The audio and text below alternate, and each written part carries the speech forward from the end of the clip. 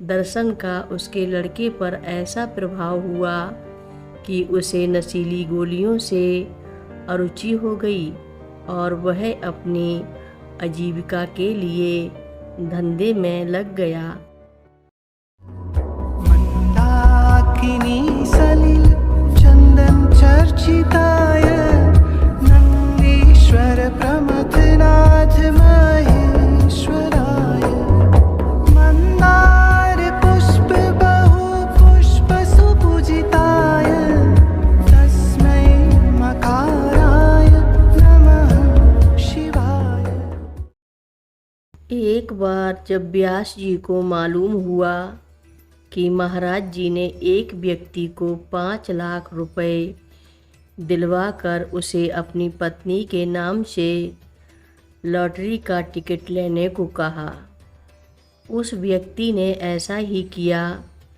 फलस्वरूप उसकी 5 लाख की लॉटरी निकल आई।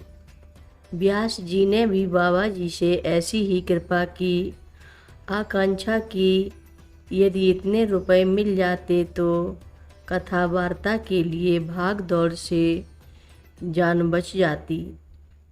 एक बार अवसर पाकर व्यास जी ने बाबा जी से लॉटरी का निवेदन कर ही दिया। बाबा जी सुनकर चुप लगा गए। उस रात जब व्यास जी सोए तो सपने में उन्हें हनुमान जी का दर्शन हुआ। हनुमान जी ने उनकी पीठ पर गदा से ऐसा प्रहार किया कि उनकी नींद खुल गई और वे दर्द से चिल्ला उठे। नींद खुलने पर भी पीठ में दर्द बना रहा। उसी समय बाबा जी ने उनके कमरे में प्रवेश किया और दर्द की जगह मल कर दर्द गायब किया।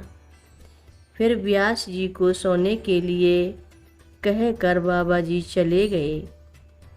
दूसरे दिन प्रातःकाल जब व्यास जी बाबा जी के दर्शन के लिए उनके कमरे में गए तो बाबा जी ने कहा, तू 5 लाख रुपए चाहता है या हनुमान जी की भक्ति? रुपयों से भक्ति नहीं होती, कष्ट जरूर होता है। कल रात हनुमान जी ने तुझे यही सीख दी थी। इस प्रकार महाराज जी की कृपा से व्यास जी की रुपयों की लालसा हमेशा के लिए खत्म हो गई।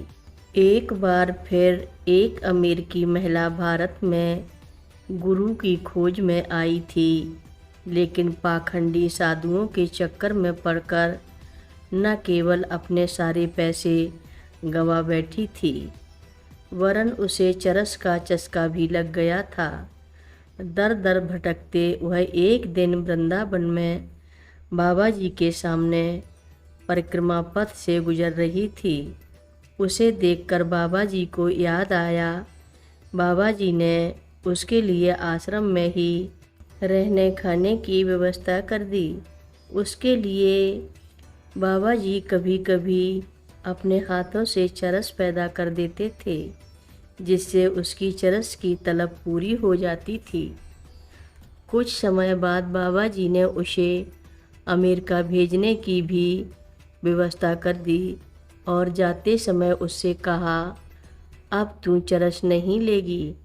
उसने बाबा जी की आज्ञा मान ली।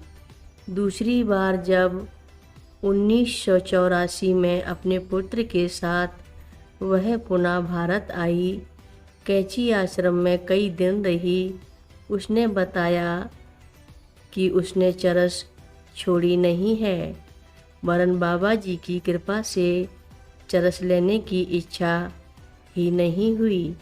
यह दुर्व्यसन अनायास ही छूट गया। वह इस बार अपने पुत्र को लेकर इसलिए आई थी कि उसे लगा नशे की लत छूट जाए और वह सभ्य नागरिक की तरह जीवन निर्वाह करने लगे।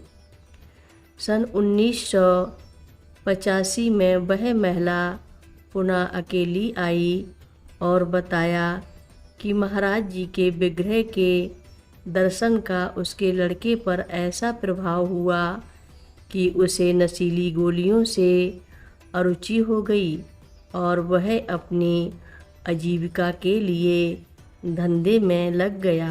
हर रोज़ महाराज जी की कथाएं सुनने के लिए रक्षा सूत्र चैनल को सब्सक्राइब करें, शेयर करें और लाइक करें। घंटी बजाना ना भूलें। कमेंट बॉक्स में लिख भेजें, जय नीव करोरी बाबा जी महाराज। बोलो नीव करोरी बाबा जी महाराज की जय बोलो।